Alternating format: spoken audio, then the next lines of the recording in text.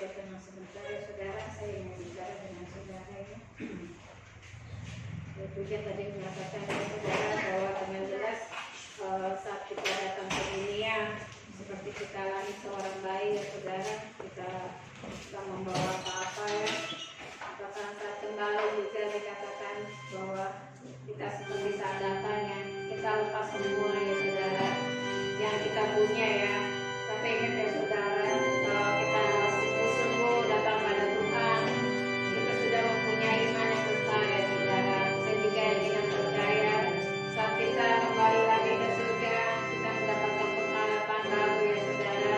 Kita akan bersama-sama dengan Allah di surga ya saudara. Bumi mengingatkan kita selalu ya saudara bahwa kita yang sungguh-sungguh datang kepada Tuhan, maka Dia juga berikan pengharapan ya saudara. Sebab Tuhan yang kita sembah adalah Tuhan yang hidup ya saudara. Amin. Mari kita akan nyanyikan mereka sekali lagi. Inilah yang kupunya.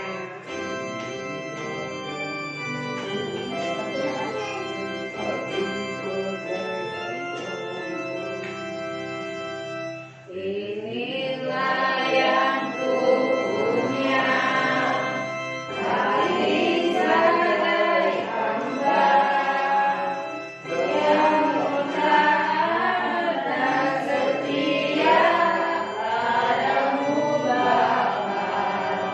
Kemana akan ku bawa, hari yang menyenangkan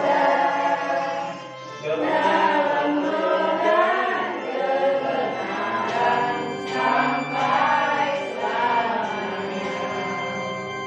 Dalam medan kebenaran sampai selamanya.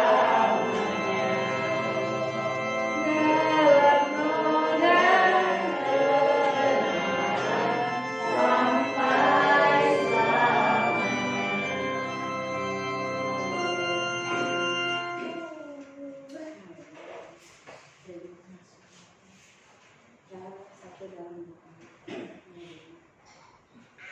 Bapa kami dalam kerajaan surga, Tuhan Yesus, kami datang kembali pada Engkau Bapa. Terima kasih Bapa buat kesempatan yang indah Tuhan. Kami diberikan tenaga kesehatan ya Tuhan, bukan karena kuat dan gagah kami, tapi kami beroleh kemurahan Tuhan.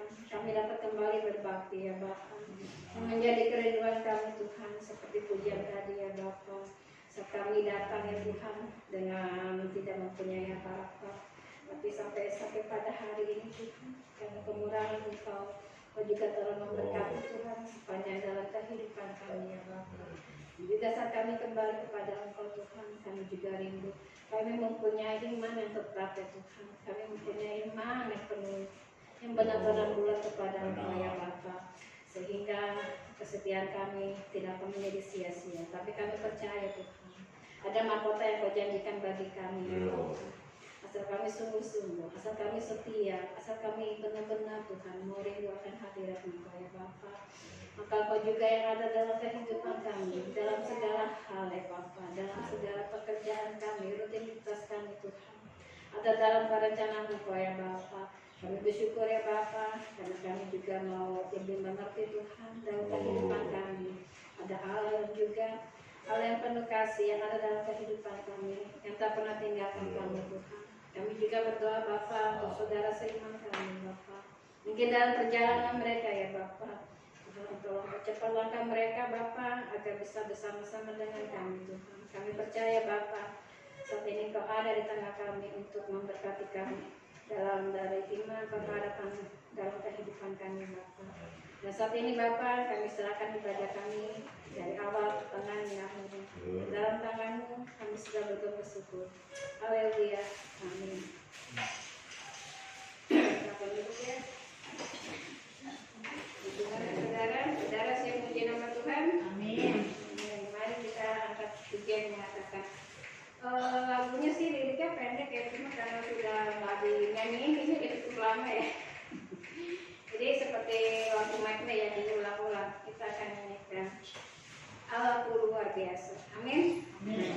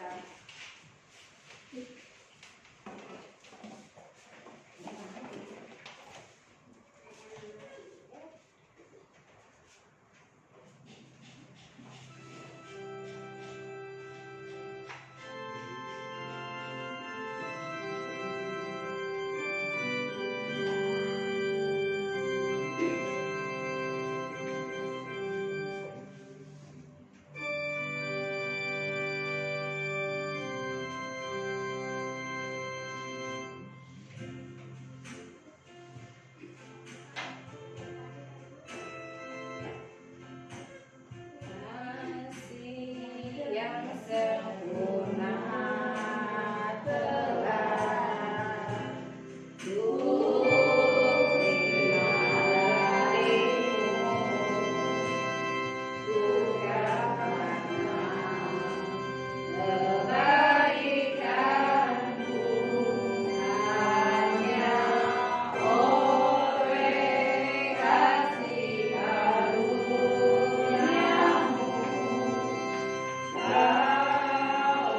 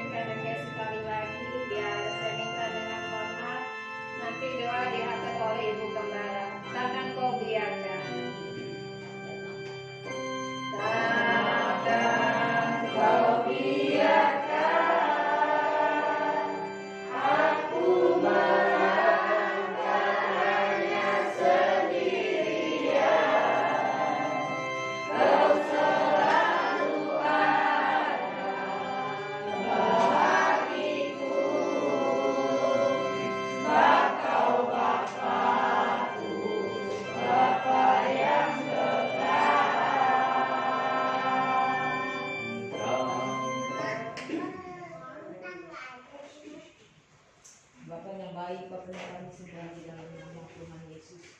Terima kasih Tuhan buat sore hari ini Tuhan. Kami bersyukur kalau kami masih diberi tenaga, kesehatan, kekuatan, Bapa hidup daripadamu Tuhan, sehingga kami bisa beribadah di sore hari ini Tuhan. Tuhan Yesus, puji-pujian sudah kami naikkan kepadamu Tuhan. Kami percaya puji-pujian yang kami berikan menjadi rupa yang harum bagi kemuliaan nama-Mu Tuhan. Tuhan Yesus, Engkau pakai Asterena Tuhan yang sudah memimpin puji-pujian. Engkau berkati di dalam aktivitas pekerjaan kantornya sehari-hari, pekerjaan tangannya juga di rumah. Engkau berkati Tuhan. Jadikanlah dia umat pilihan-Mu Tuhan, agar banyak jiwa dimenangkan melalui pelayanannya Tuhan.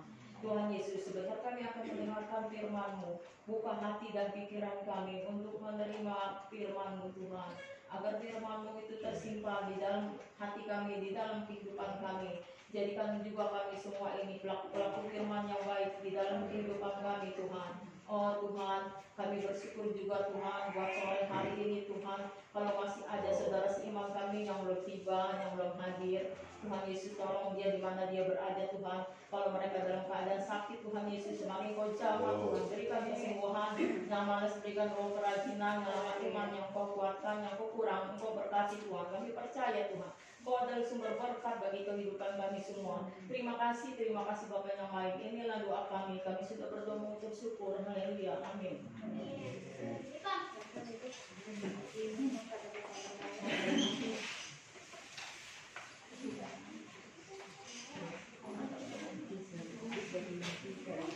Shalom.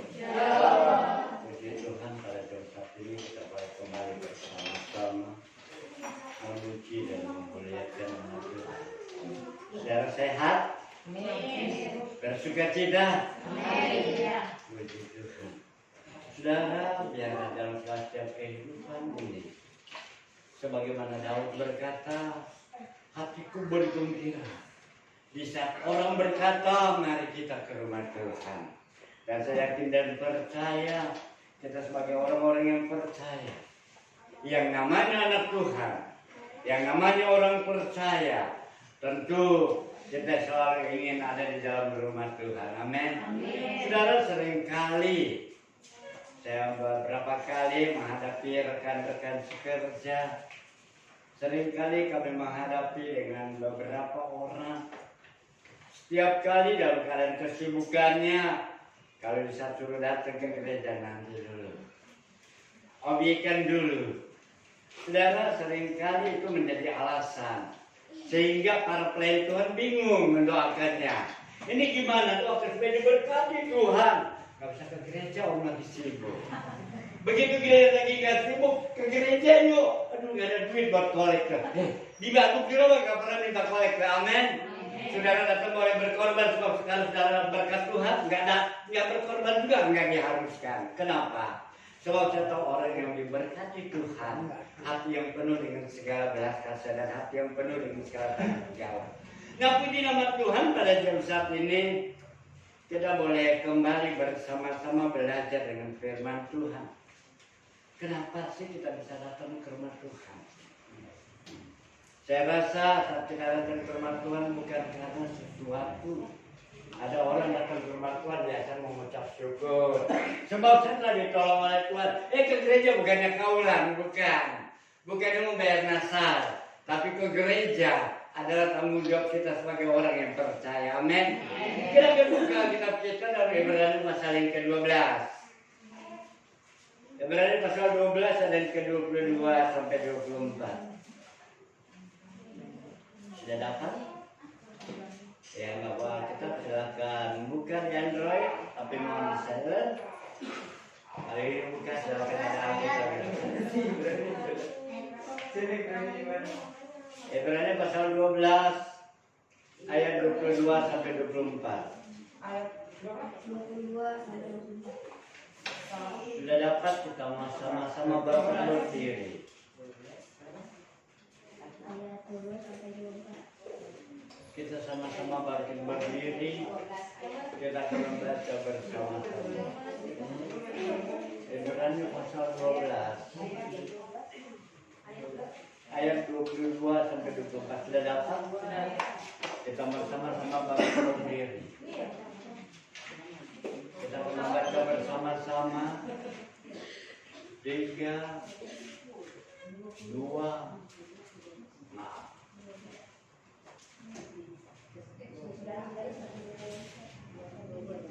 Sudah dapat kita akan membaca Ibrani pasal 12 ayat 22 sampai 24. 3, 2, 1.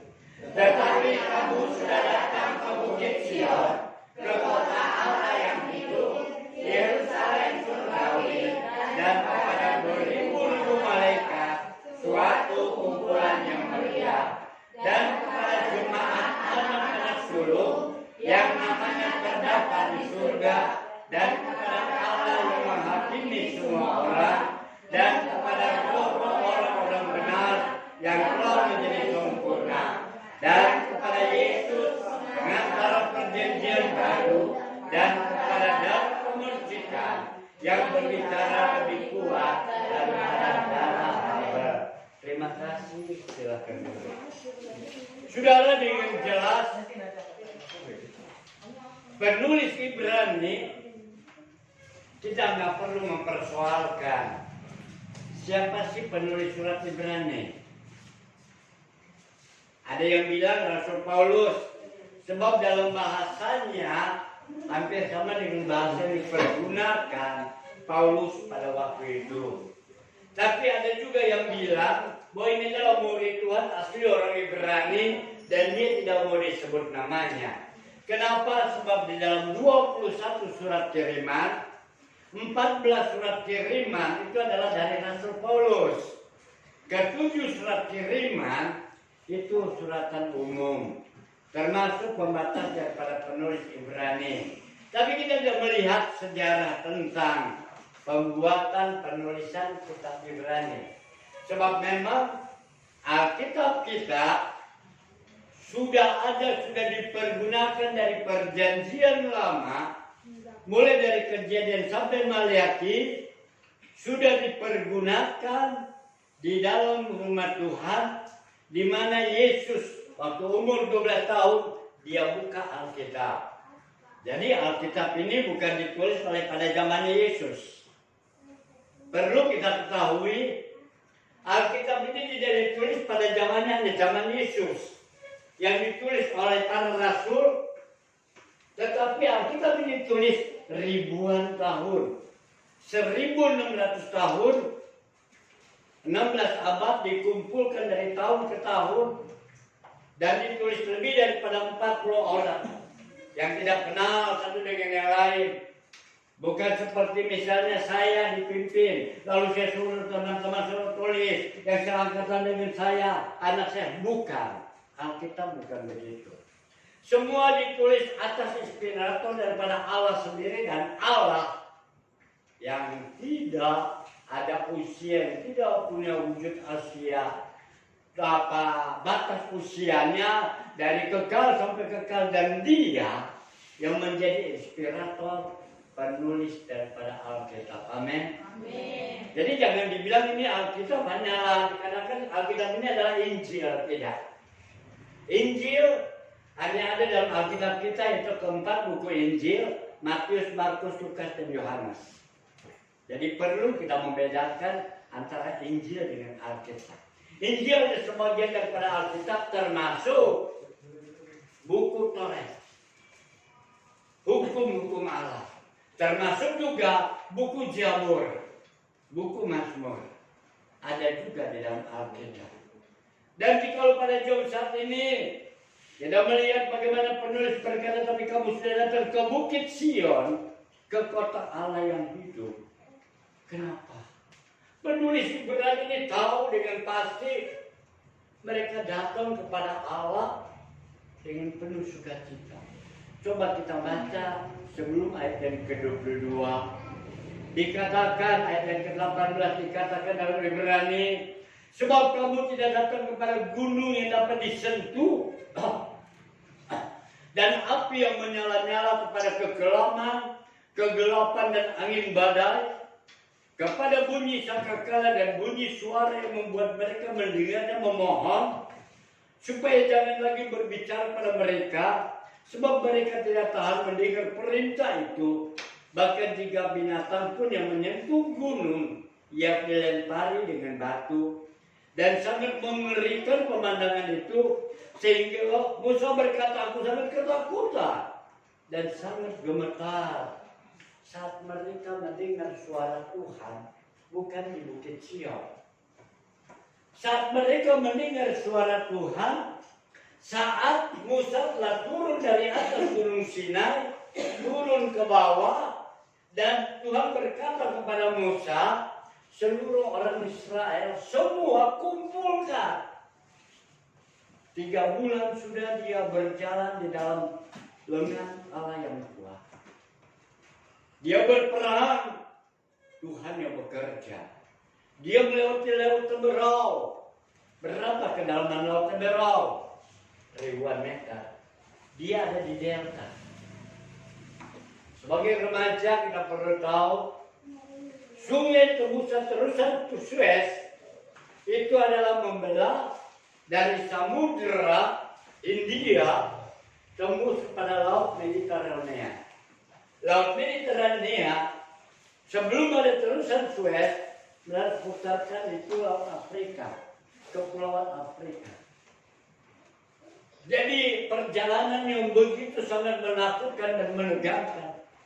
Tetapi pada abad yang ke-14 kalau tidak salah, maka terusan Suez ini mulai dia rancang, dia dalami, sehingga kalau orang dari Samudra India mau ke lautan Mediterania, mereka cukup lewatin itu dengan mempersingkat waktu.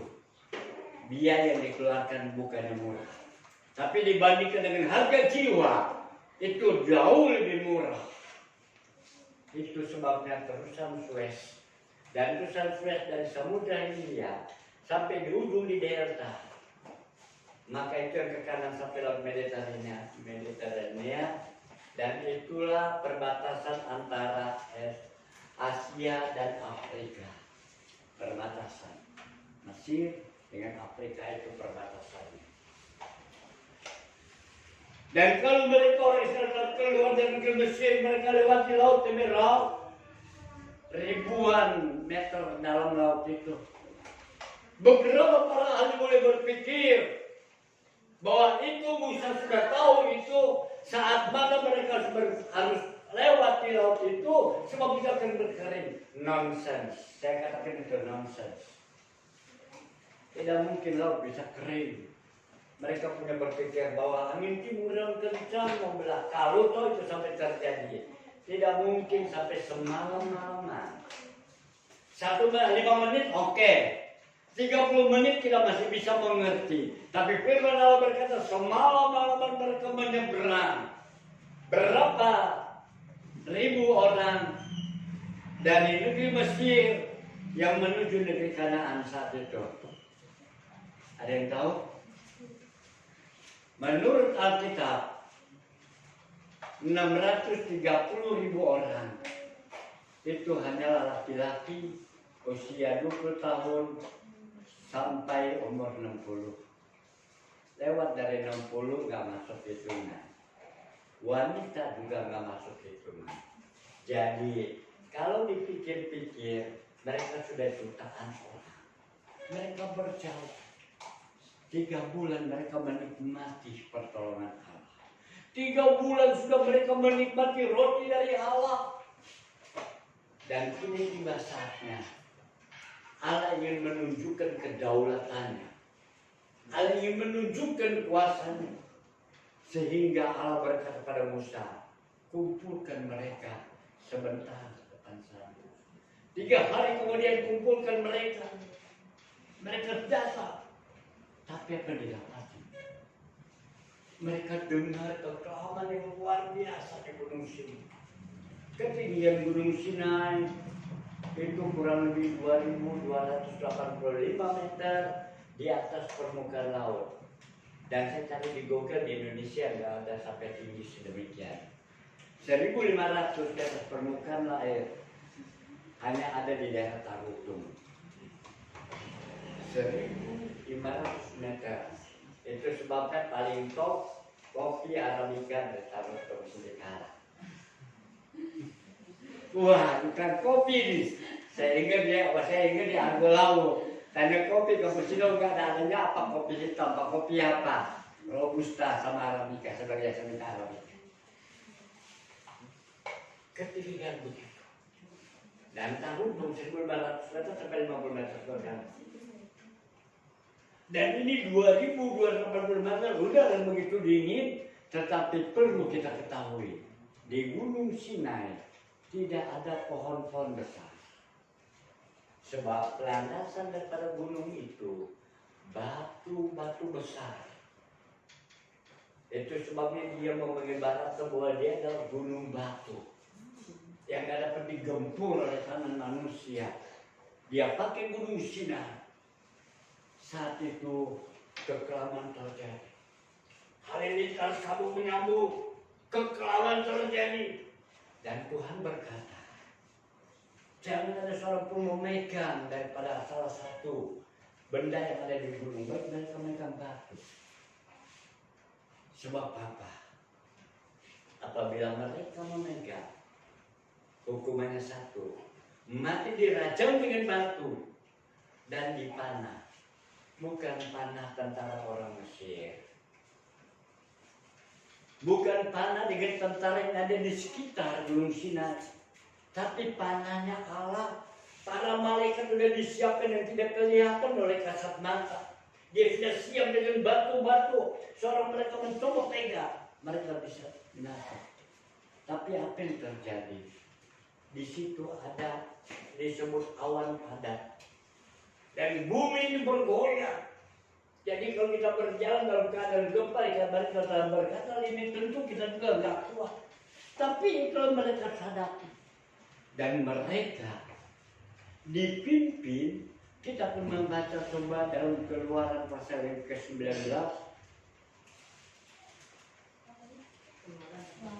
Keluaran pasal yang ke-20.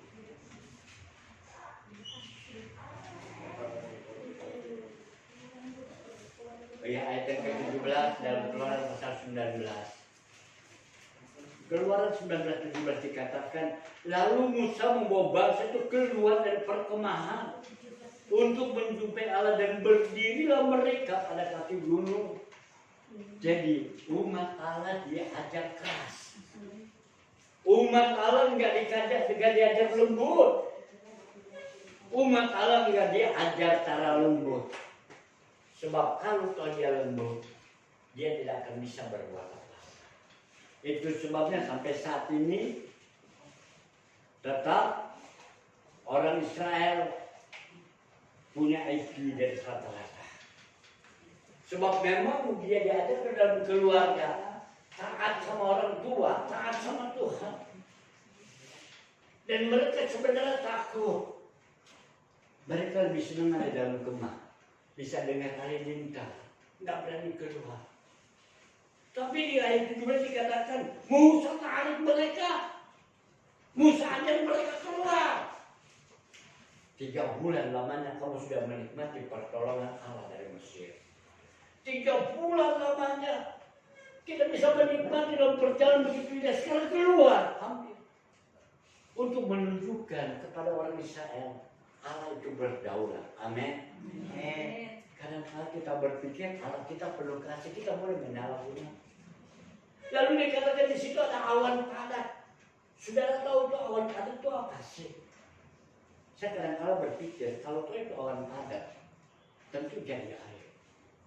Dan kalau saya naik pesawat dalam jarak jauh, kenapa saya seringkali memberikan pengalaman-pengalaman? Sebab memang saya pekerjaan saya begitu.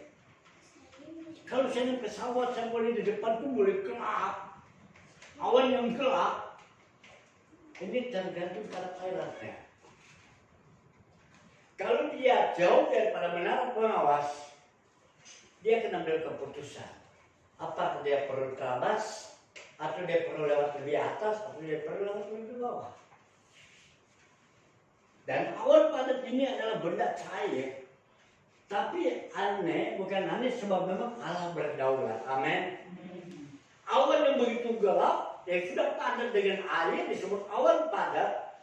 Jadi mereka berjalan di atas kumpulan air, tapi awan ini dia tidak menjatuhkan air. Itulah kedaulatannya Allah. Dia jaga itu awan, tidak sampai dia keluar. Dan pesawat, kalau dia boleh menghadapi hal yang demikian, dengan jauh daripada menara pengawas, dia ambil keputusan apa yang dapat dia lakukan untuk keamanan perjalanan dan keselamatan perjalanan sehingga tiba di tujuan.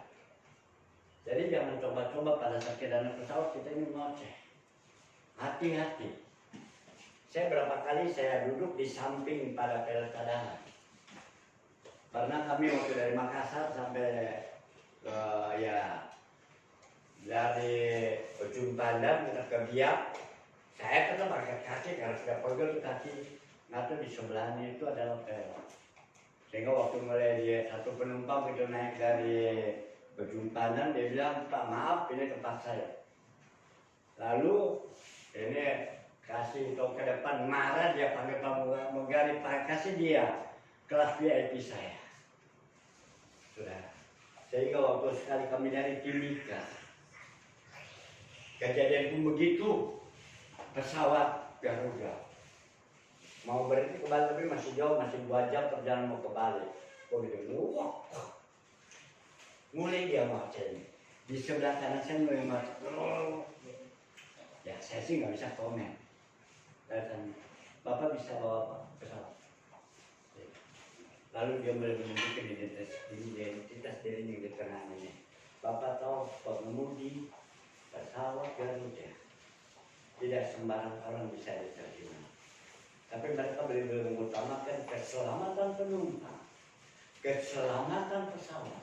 Itu sudah dia lakukan untuk keselamatan meskipun rasa kegangan merah bukan. Yang berani jangan salah. Dan demikian pada saat dia mulai menghadapi awan-awan yang gelap. Kalau dia dengan menara pengawas, dia akan berkoordinasi dengan menara pengawas.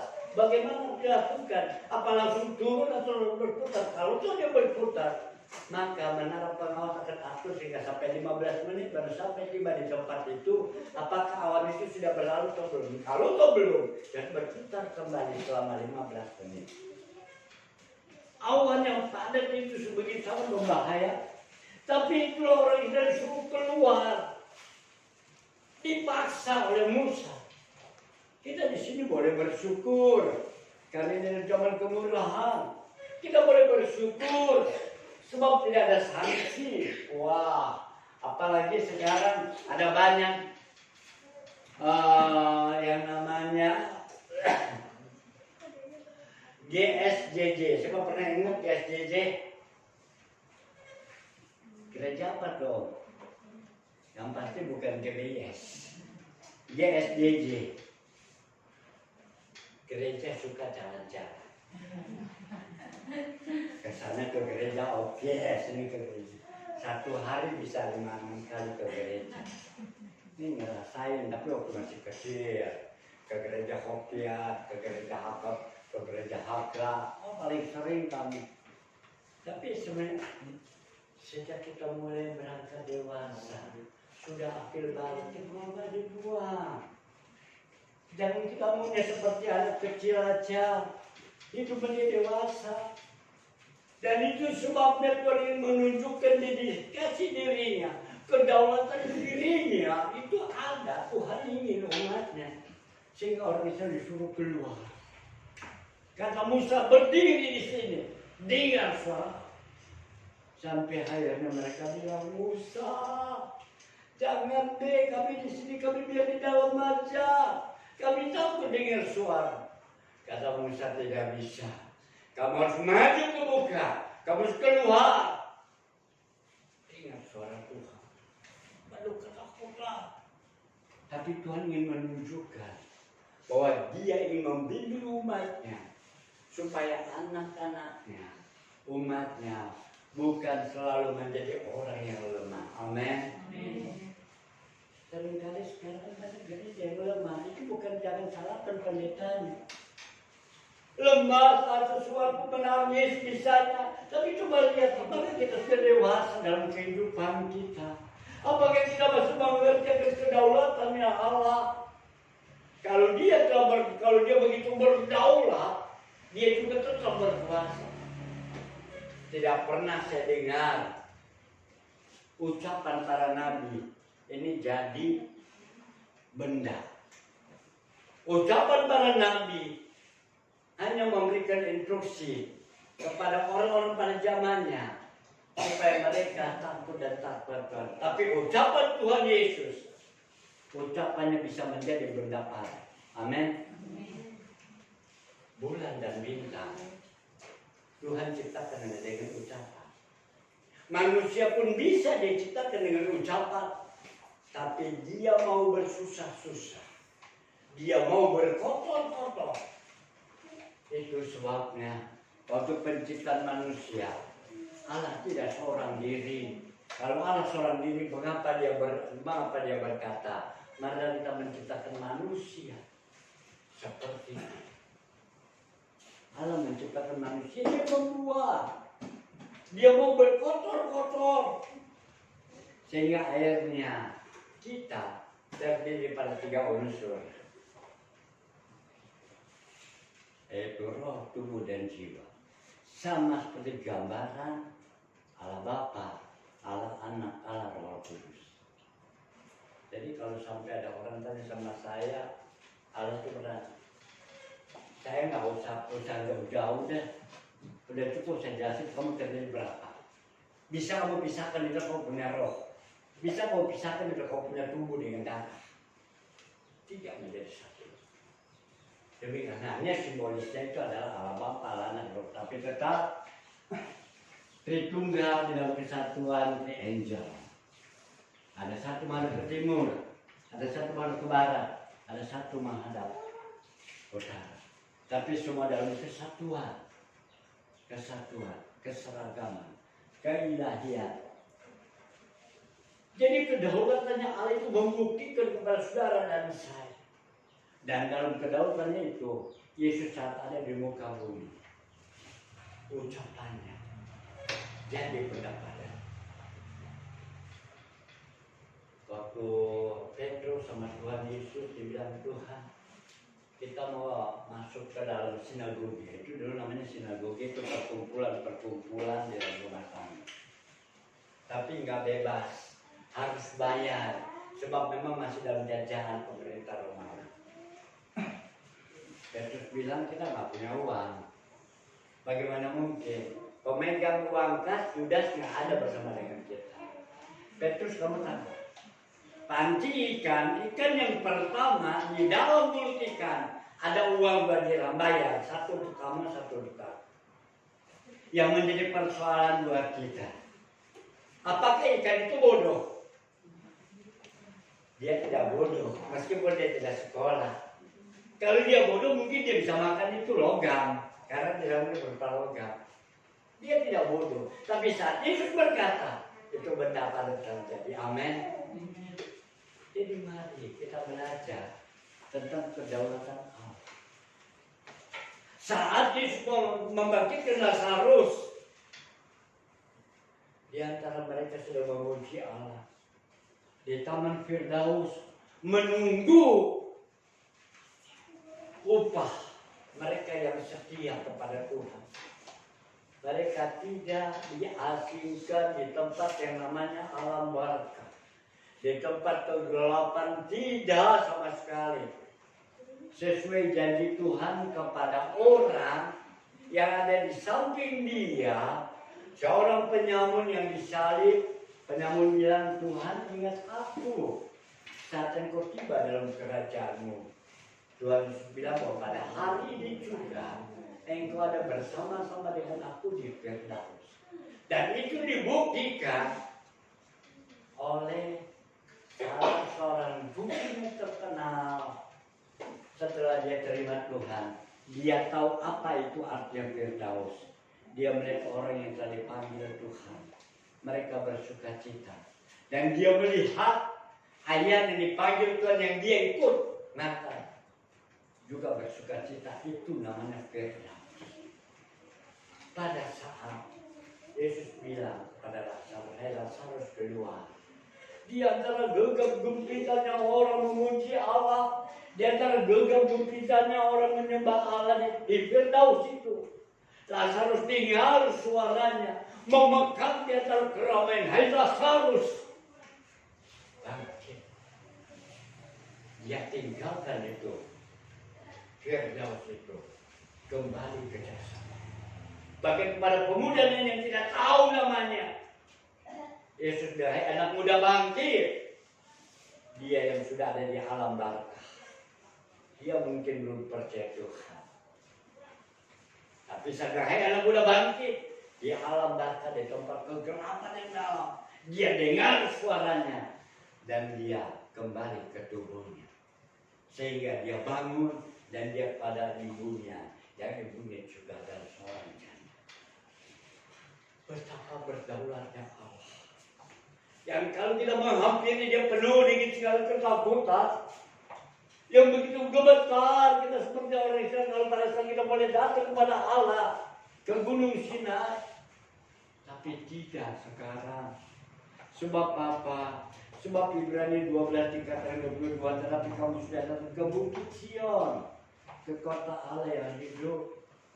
Itu sebabnya ada pujian berkata begini, ku mendaki ke Bukit Sion, ku jalani bersama-sama, ku mendaki ke Bukit Sion, ku jalani bersama-sama. Kita mendaki ke Bukit Sion gak terjal.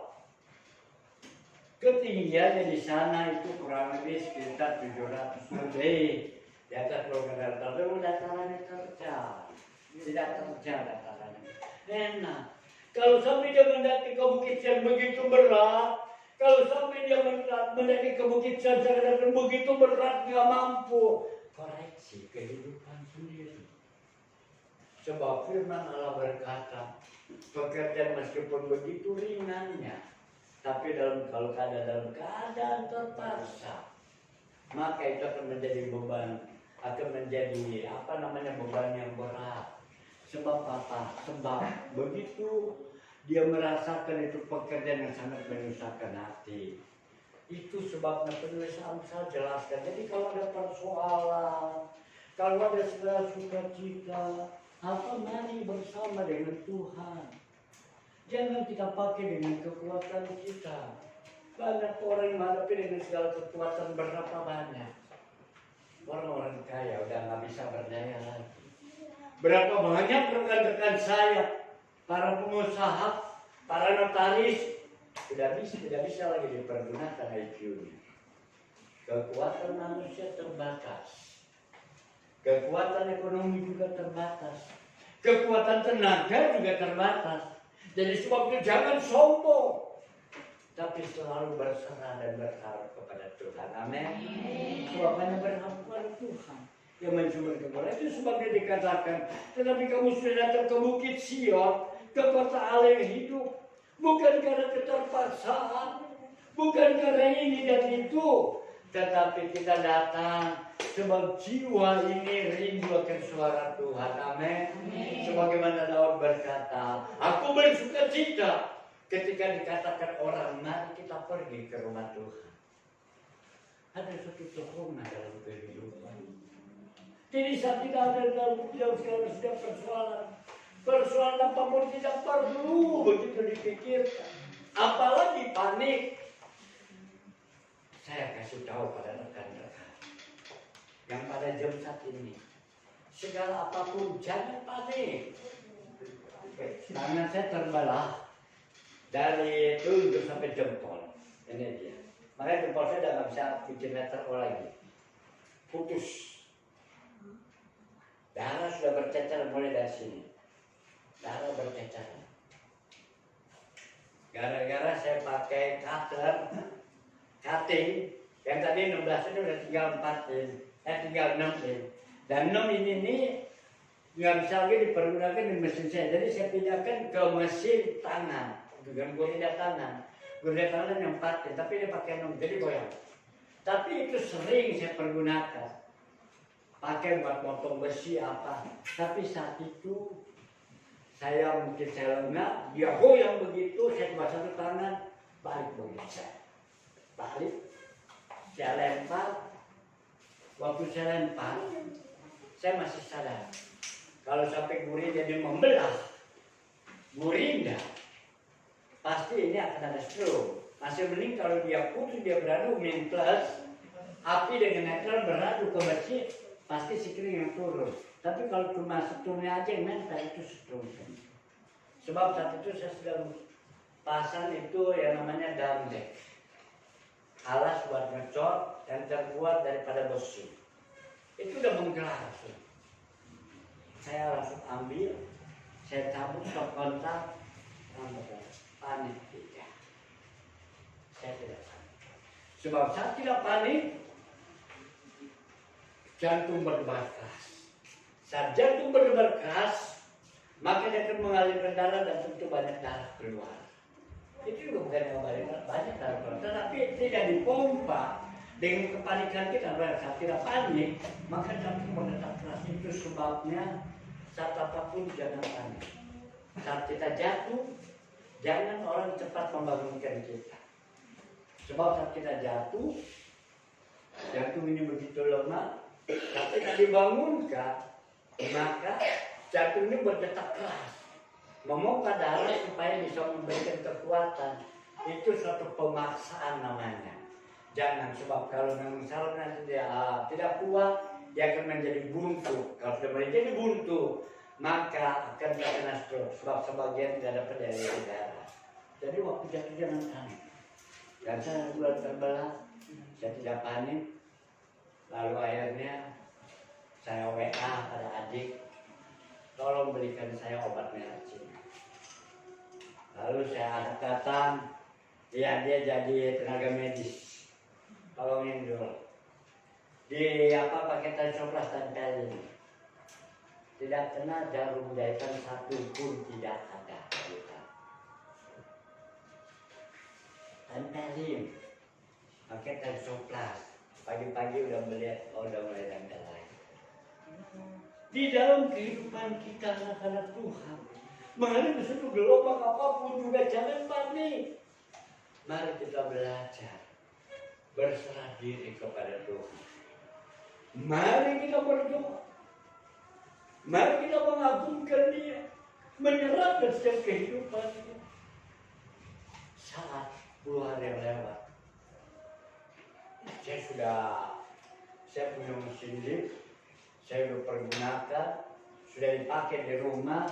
Saat kami bawa ke Merinda, kami pikir mau tarik itu bos yang besar. Kalau perlu kami sudah tahu. Rupanya di kapasitor masih ada stroke. Tapi saya berseru, Yesus lepas. Di dalam segala sesuatu Tuhan, jangan kita panik. Sebab apa? Sebab kita datang kepada Allah dan Dia tahu segala setiap keperluan dan kebutuhan kita. Amin. Jadi sebab itu mari, hal yang kita hampiri bukan pada zaman dulu, yang penuh dengan segala kedaulatannya, yang penuh dengan segala kekuasaannya. Dia senantiasa memperhatikan umatnya. Yang salah pasti mati. Itu zaman hukum Taurat. Yang disebut kalau kita lihat itu peta zaman, itu masih masuk pada zaman anak. Karena tiga zaman Allah Bapa, zaman anak, dan zaman anugerah. 2000 tahun zaman Bapa, 2000 tahun zaman anak, dan 2000 tahun zaman anugerah kemuliaan. Jadi sebab itu, selama kita masih dalam berkesempatan, mari kita usahakan, kita datang kepada Tuhan. Bukan karena sesuatu hal, tapi kita datang kepada Tuhan, kita bisa mengucap syukur karena perlindungan Allah. Amin. Amin. Perlindungan Allah yang dapat kita beli. Jangan bangga dengan segala kekuatan kita. Jangan bangga dengan segala keadaan ekonomi kita. Dan jangan bangga dengan segala pikiran kita. Apalagi sebagai seorang pekerja, sebagai seorang karyawan. Saat bekerja di kantor, mari bekerja dengan baik. Ada kesempatan, jangan ambil kesempatan kalau itu salah daripada Tuhan. Sebab memang kita melihat Nehemia juga adalah seorang gubernur, tapi dia tetap dia lakukan yang terbaik, belajar yang terbaik. Nama Tuhan yang dipermuliakan. Jangan ambil kesempatan. Sebab apa Allah yang kita sembah, Allah yang begitu baik. Mari kita lakukan dengan segala kehidupan kita. Sebab apa? Sebab kita bukan datang kepada gunung yang mematikan, yang dengan penuh segala ketakutan gemetar. Bahkan juga mungkin tidak begitu gemetar, ketakutan luar biasa. Tapi kita datang ke Bukit Sion yang tidak menanjak dan hanya penuh dengan segala sukacita. Tapi jangan diabaikan kemurahan Allah. Amin. Jangan anggap remeh kemurahan Allah. Sebab apa? Kemurahan Allah tak dapat kita bayar dengan rupiah. Sebab itu mari sebagai orang-orang yang percaya kita tanamkan dalam hidup ini. Kita boleh lebih dekat kepada Tuhan. Kita tanamkan dalam hidup ini. Kami mau datang kepada Tuhan. Sebab kalau kami ada saat ini, itu juga adalah anugerah Allah. Sebab mari kita baca dalam Amsal pasal 8 ayat ke-17. Amsal pasal 8 ayat ke-17. Siapa sudah dapat coba tolong bacakan. Amsal pasal 8 ayat ke-17.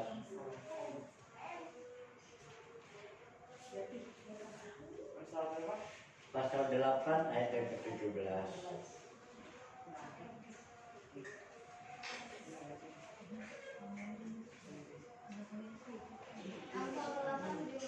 Betul. Stop. Silakan bagi berdiri yang berbaca firman Allah. Amsal 8 ayat 17. Aku mengasihi orang yang mengasihi aku dan orang yang tekun mencari aku akan mendapatkan daku. Amin. Jadi saat kita membaca firman Allah, kita bangkit berdiri untuk bisa tahu siapa sih yang baca. Iya, memang itu suara tersendiri. Jadi juga untuk menghormati firman Allah. Amsal pasal 8:17 berkata, aku mengasihi orang yang mengasihi aku, dan orang yang tekun mencari aku akan mendapatkan daku. Jadi untuk ikut kepada Tuhan mengerti dahulu. Untuk mengambil keputusan yang kita lakukan kita harus mengerti dulu. Jangan tahu-tahu kita udah ambil keputusan. Kita belum mengerti apa maksudnya. Datang di tempat ibadah, ambil perjamuan. Lihat orang lain bisa ambil perjamuan, mengapa saya tidak? Supaya dibilang orang saya berohani. Tapi kalau kau tidak mengerti, itu akan menjadi kutukan. Amin. Baca dalam 1 Korintus pasal 12. Ada kutukan kalau belum mengerti. Kalau sudah mengerti, selanjutnya tetap kita lakukan firman Allah. Jangan asal terima tapi nggak tahu artinya. Apapun segala keputusan itu harus kita mengerti dengan pasti. Itu sebabnya saya dikatakan aku mengasihi orang yang mengasihi aku, dan orang yang tekun mencari aku akan mendapatkan daku. Jadi Allah yang kita sembah adalah bukan Allah yang jauh di sana, jauh sekali, tidak. Dia ada kalau kita mau mencari Tuhan, tetapi dengan catatan kita sungguh-sungguh mencari Tuhan. Jangan sekarang pada waktu susah kita berdoa, Tuhan tolong saya, Tuhan tolong, tapi begitu giliran udah dapat, misalnya pekerjaan atau misalnya jobnya udah gol, lupa. Luar biasa. Tapi enggak, itu mungkin jauh ribuan kilo dari tempat ini, jauh. Tapi sedang jemaat Tuhan sudah mengerti semua, amin. Sebab punya hikmah daripada Allah. Sebab itu dikatakan aku mengasihi orang yang mengasihi aku, dan orang itu mencari aku akan mendapatkan daku. Bahkan juga dia bergirang. Ulangan pasal 30 ayat yang ke-9. Siapa dapat tolong bacakan kembali. Kita bangkit sambil berdiri yang baca firman Allah. Ulangan pasal 30 ayat yang ke-9.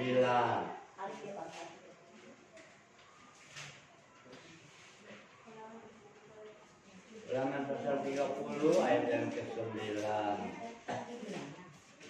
Amin. Ulangan pasal 30 ayat 9. Tuhan Allahmu akan melimpahi engkau dengan kebaikan dalam segala pekerjaanmu, dalam buah kandunganmu, dalam hasil ternakmu, dan dalam hasil bumimu, sebab Tuhan Allahmu akan bergirang kembali karena engkau dalam keberuntunganmu, seperti Ia bergirang karena nenek moyangmu dahulu. Terima kasih.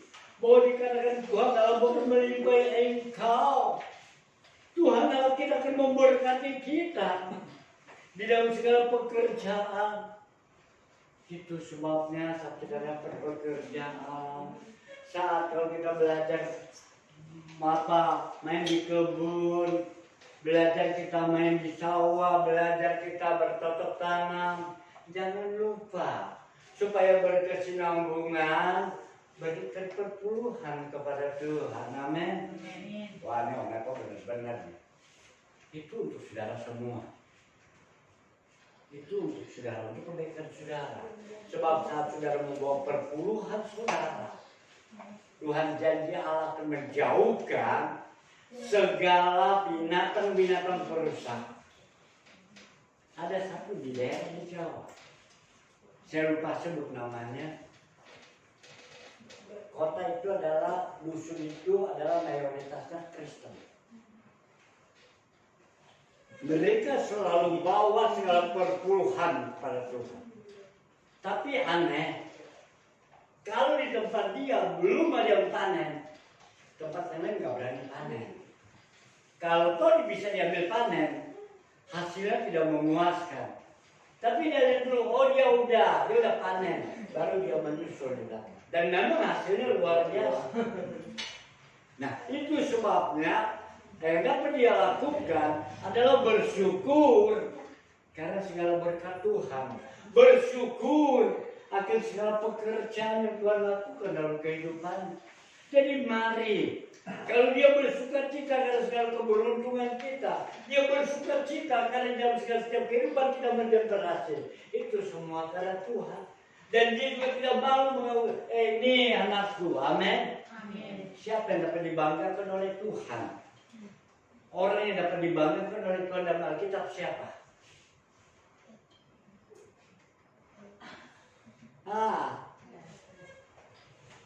Cukup nama awalannya dari huruf abjad. Iya. Dia dibanggakan oleh Tuhan. Setan dari mana kau? Oh, setan itu bangun dulu. Sudah keliling-keliling Tuhan. Dari seluruh bumi, dari bawah saya mau pergi ke timur, ke barat, utara, selatan, sampai balik lagi kemari. Wah, hebat kamu ya, kata Tuhan. Kamu lihat nggak aku? Siapa juga tahu Tuhan. Sebab engkau memagari dia. Sebab engkau melindungi dia.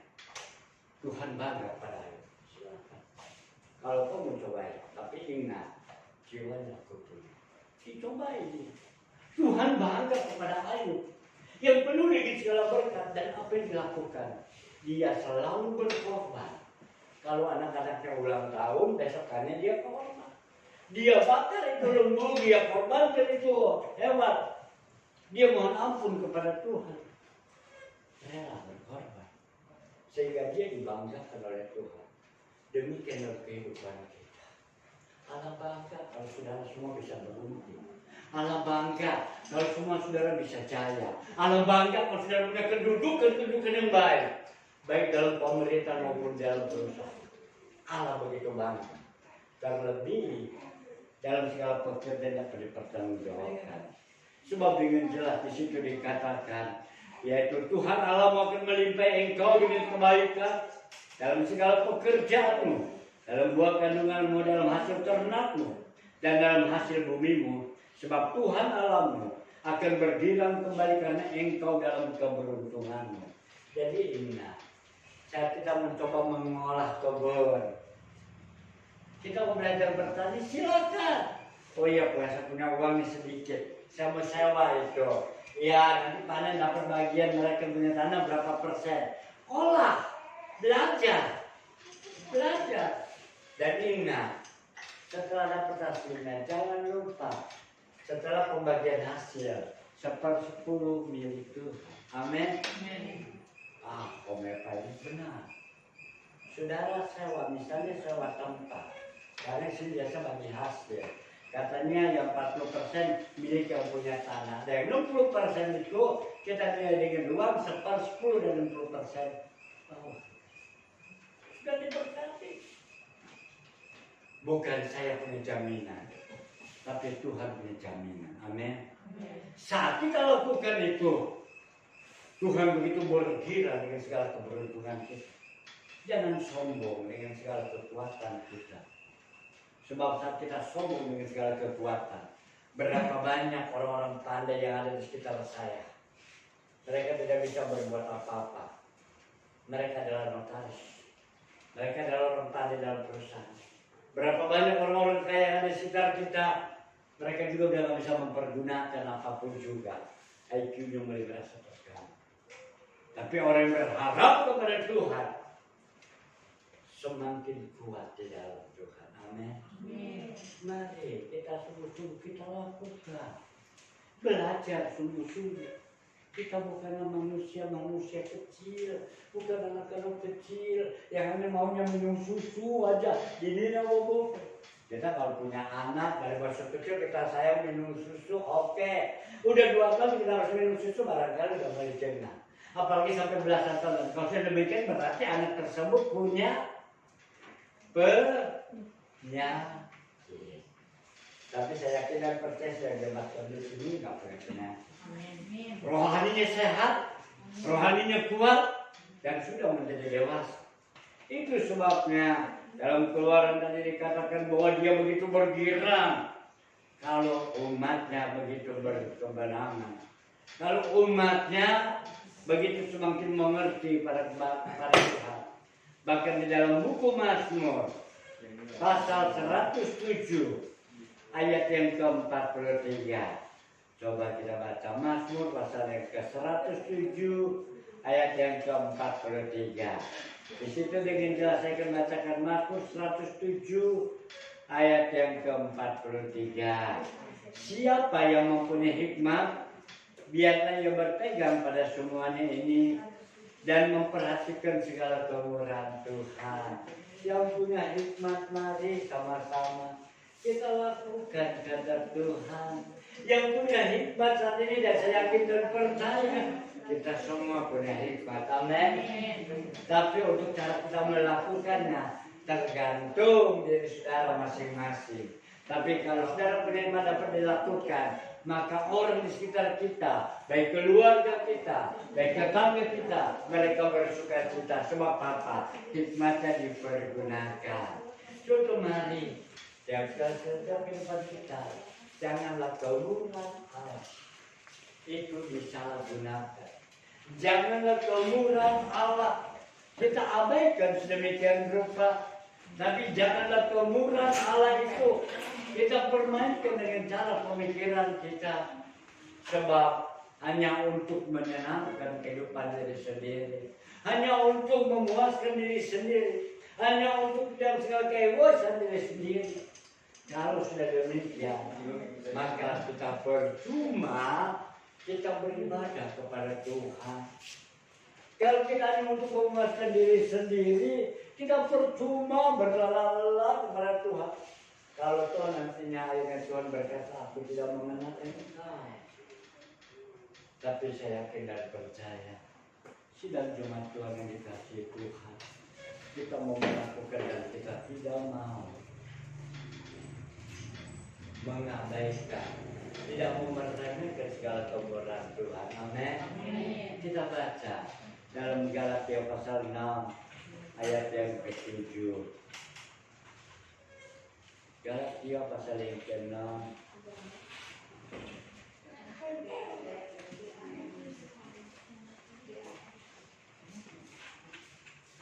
Galatia pasal yang ke-6 ayat yang ke-7 saya bacakan untuk saudara. Jangan sesat. Tuhan katakan jangan sesat.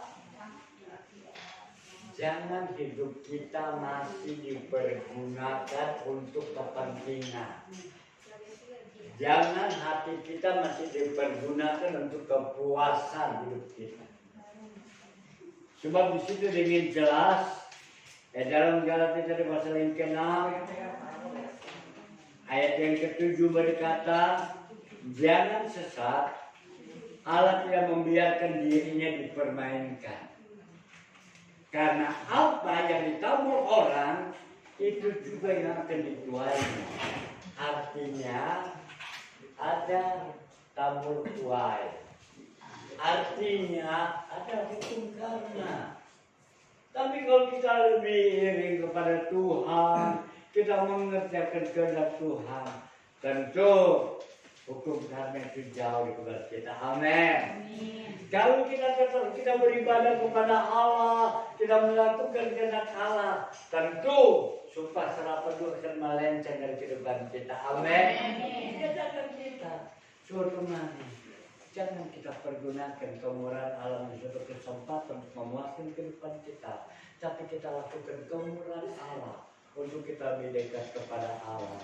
Sebab kemurahan Allah yang melampaui kehidupan kita, yang memimpin hidup ini, sehingga kita boleh mengenal dengan pasti kehendak pada Tuhan. Kemurahan-Mu lebih dari hidup, kemurahan-Mu lebih dari hidup. Bawa lidahku memuji Engkau, kemurahan-Mu lebih dari hidup. Kita mau berdiri. Lebih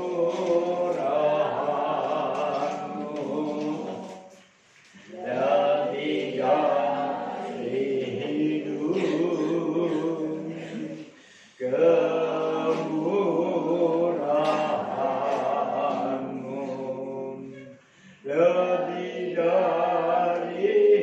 hidup, bawa lidahku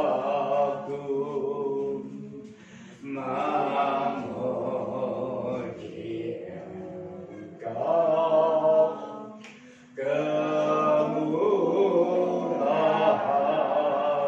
kemurahan-Mu lebih dari hidup.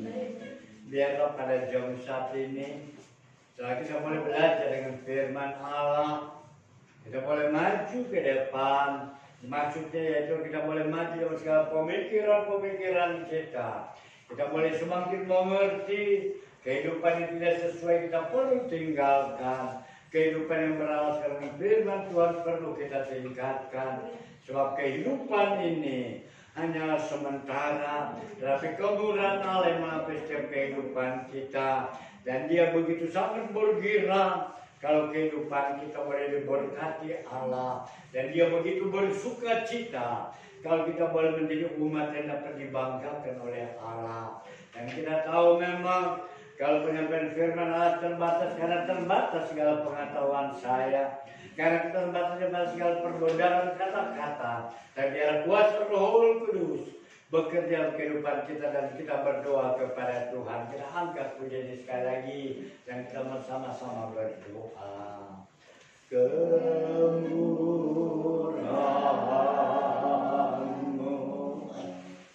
lebih dari hidup,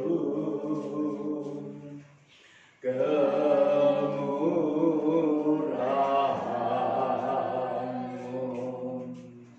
lebih dari hidup, bawa lidah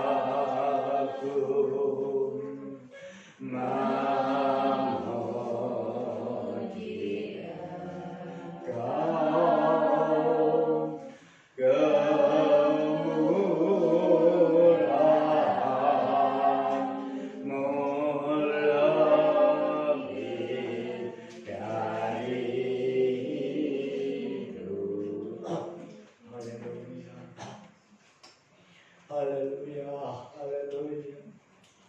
Yesus, semua kita berdoa, semua kita memohon kepada Tuhan.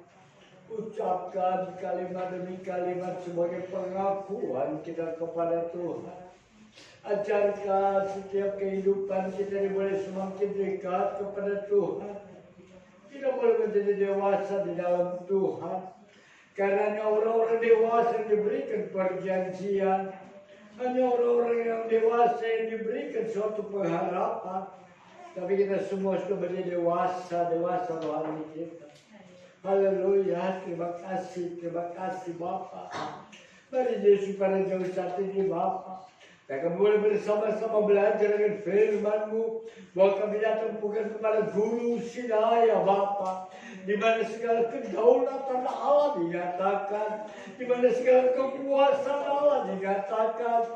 Tapi Tuhan orang Israel begitu gemetar ketakutan Bapa. Tapi Tuhan mereka hadapi. Dan Musa membimbing dia dengan keras. Dan mereka keluar.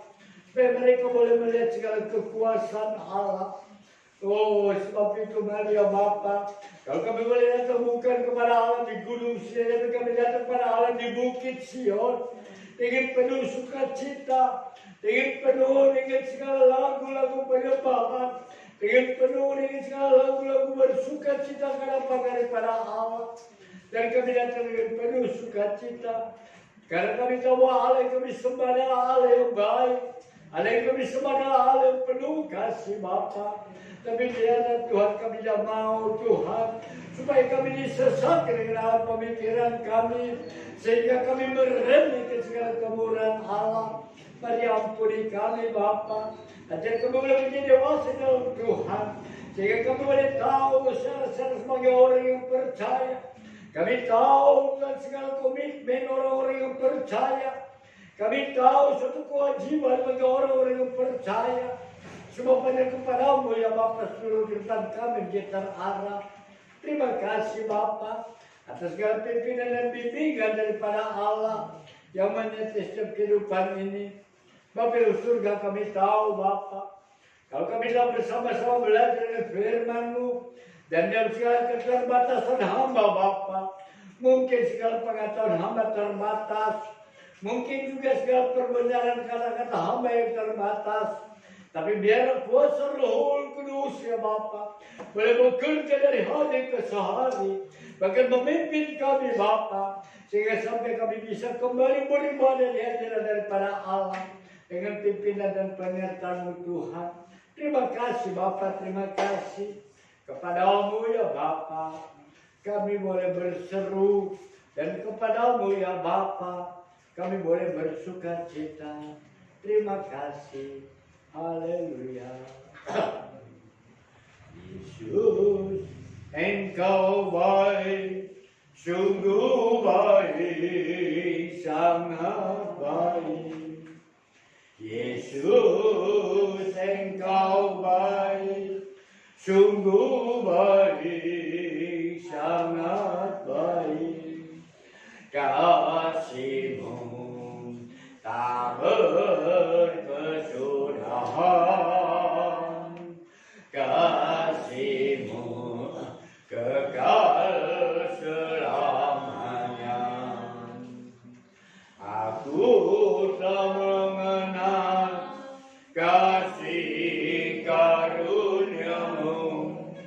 Aku telah mengenal kasih karunia-Mu. Kau kaya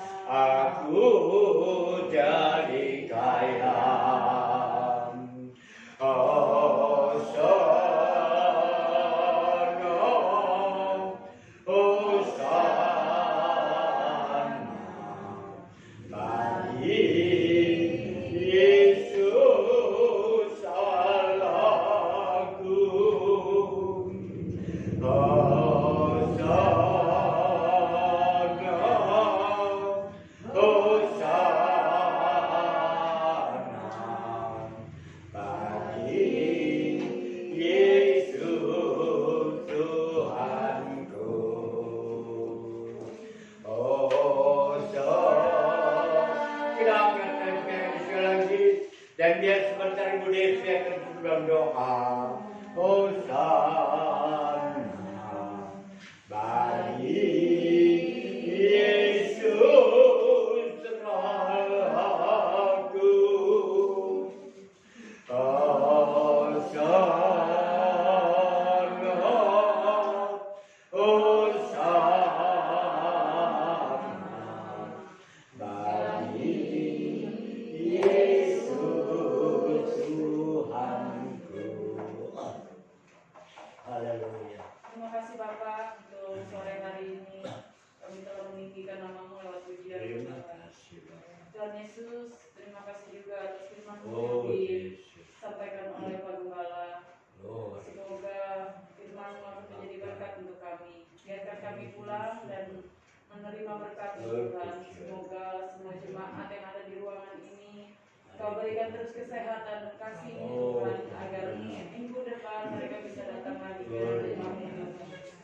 Di dalam nama-Mu Tuhan, aku percaya gereja ini mampu bertumbuh dengan baik Tuhan, agar Kau bisa mengasihi dan menerima kami sebagai anak-Mu Tuhan Yesus. Di dalam nama-Mu Tuhan Yesus, haleluya. Terima kasih Bapak atas segala pimpinan dan bimbingan-Mu. Mari Bapak bersebentar-bentar beda satu dengan yang lain. Mari Tuhan tolong bagi anak-anak yang bersekolah Bapak. Mari berikan hikmat dan kalau berikan Tuhan. Cukup dengan biaya pendidikannya Bapak. Dan mari berkati segala alam pemikirannya Bapak. Sehingga menjadi anak-anak yang pandai Bapak. Dan mari Tuhan berkati juga Tuhan.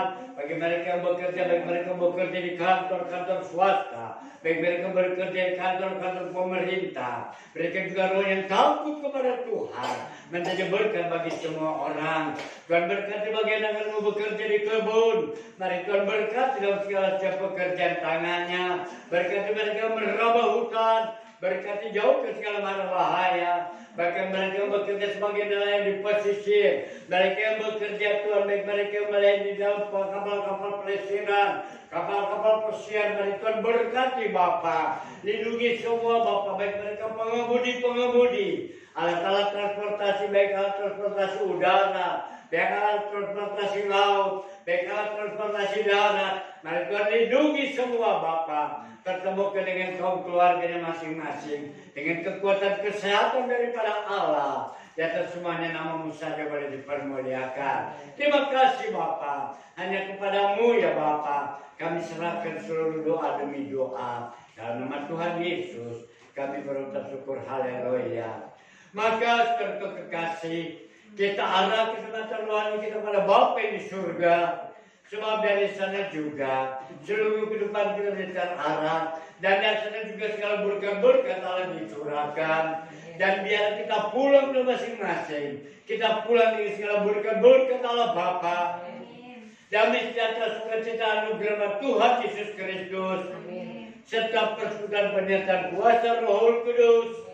Menyertai seluruh kehidupan kita sekalian. Mulai pada jam saat ini. Sampai kedatangan Tuhan kali yang kedua di awal-awal sana. Mengangkat kita semua. Bapak terima kasih. Bapak.